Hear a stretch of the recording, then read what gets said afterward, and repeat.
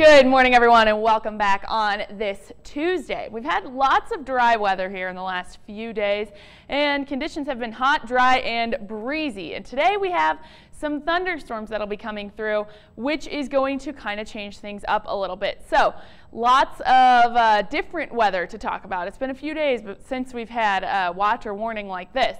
Flash flood watch for the southeastern part of Montana. That's including Miles City, Colstrip, and Broadus. That starts at 6 p.m. Now this area is going to see most of the rainfall from these thunderstorms that are coming through. Up to 2 inches could fall in this area. So haven't had that kind of rain in a long time here. But in contrast, the western part of the state, and actually the majority of the state, is under a fire weather watch because of the hot, dry, and breezy conditions that we've had, along with those isolated thunderstorms that will really create a situation for fires to develop in most of the state. So high winds, low humidity, and warm temperatures. We're still going to have those temperatures up in the upper 80s and 90s for today, although maybe slightly cooler than yesterday, maybe slight relief, but that whole area is under a fire weather watch. Not a red flag warning, not a fire weather warning yet, but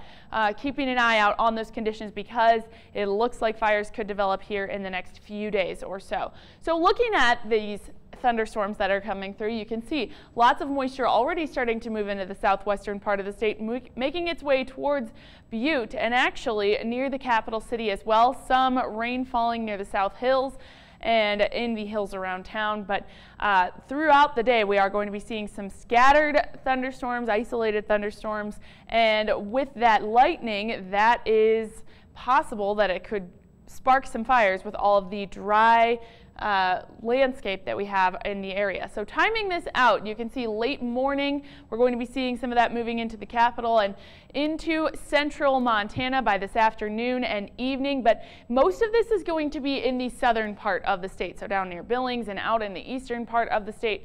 However, still a chance of isolated thunderstorms in central Montana, which of course could spark wildfires due to all of the dry materials that we have moving around. And after today, things are really going to dry up. We're going to heat up again tomorrow into the mid-90s and lots of clear skies, windy conditions, dry conditions, which is all a recipe for wildfires. Now, things are going to slightly cool off for the end of the weekend into the beginning of next week, down into the 70s and 80s, which will feel like a relief, but until then, it's lots of hot and dry weather, so just keeping an eye on the fire weather conditions. Yeah, man, mid-90s tomorrow. Right. Getting hot. Katie, thanks.